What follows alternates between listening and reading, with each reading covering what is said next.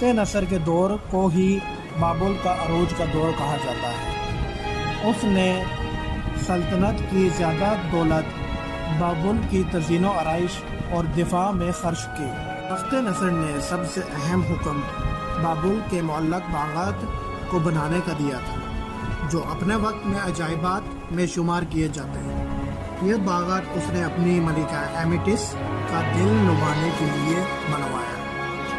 اس باغ کو ہائیڈروفونک طریقے، جس میں پودوں کو بغیر مٹی کے ہوا میں لگایا جاتا ہے، اس طریقے سے سجایا گیا۔ درختوں اور پودوں کو زمین کے بغیر چھتوں میں گاڑا گیا، اس سے پودے نیچے کی طرف لٹک گئے۔ یہ دنیا کا ایسا عجوبہ ہے جس کا مقام آج تک معلوم نہیں ہو سکا۔ یہ شہر وقت کی